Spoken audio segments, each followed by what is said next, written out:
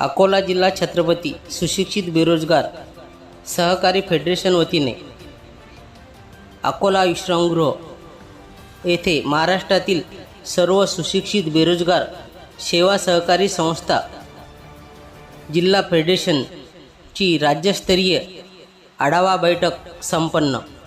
महाराष्ट्रातील सुशिक्षित बेरोजगार सेवा सहकारी संस्थांना सरसकट सार्वजनिक न्याय मिळवून द्यावा आणि दिला गेला पाहिजे आणि बेरोजगार जे आहेत महाराष्ट्रातले फेडरेशनचे असतील संस्थेचे असतील ते सर्व एकत्र आले पाहिजेत आणि एकत्र लढा उभारला गेला पाहिजे आणि हा लढा शासन दरबारी लढून शासनाच्या माध्यमातून जे बेरोजगार संस्थांचे जे हक्क आहेत हे हक्क त्यांना मिळाले पाहिजे।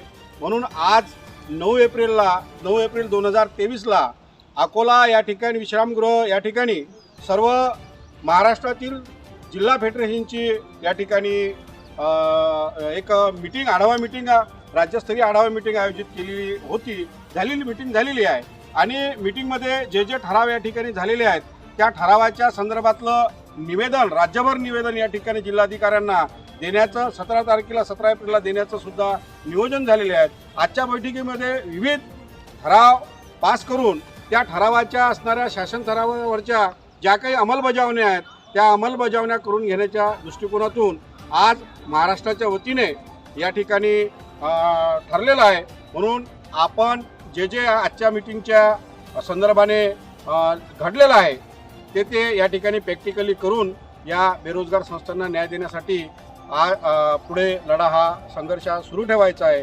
धन्यवाद। महाराष्ट्र बेरोजगार सेवा सहकारी संस्था फेडरेशनच्या वतीने एक संयुक्त बैठकीचं आयोजन अकोला शासकीय विश्रामगृहामध्ये आज आयोजित केली होती। त्या प्रसंगी महाराष्ट्रातील वर्धा, अकोला, नागपूर, चंद्रपूर, वाशिम, भंडारा, गोंदिया,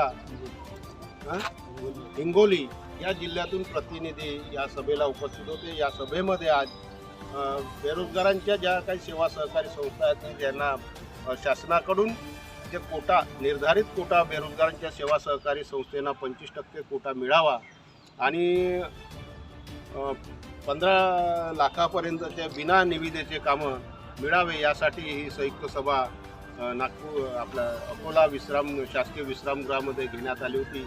त्या प्रसंगी आज मोठ्या संख्येने इथे आमचे प्रतिनिधी उपस्थित असून याला कुठेतरी शासन दरबारात जर न्याय मिळाला नाही तर येणाऱ्या काळामध्ये आम्ही उच्च न्यायालयामध्ये नागपूर उच्च न्यायालयामध्ये रिपिटिशन म्हणजे अवमान याचिका दाखल करण्याचं काम येणाऱ्या काळामध्ये आम्ही ते करणार आहोत असं संयुक्त आमच्या महाराष्ट्र फेडरेशनच्या संयुक्त सभेमध्ये ठरलेलं आहे। आणि शासनाने वेळोवेळी ही आमच्या बेरोजगारी सेवा सहकारी संस्थेची अवहेलना केली असून त्या आमच्या कामाला गती येण्याच्या दृष्टीनं व सगळे सहकारी एक दिलानं काम करावं असं त्यामागचा हेतू होता आणि सगळे प्रतिनिधी त्यानिमित्त उपस्थित झाले।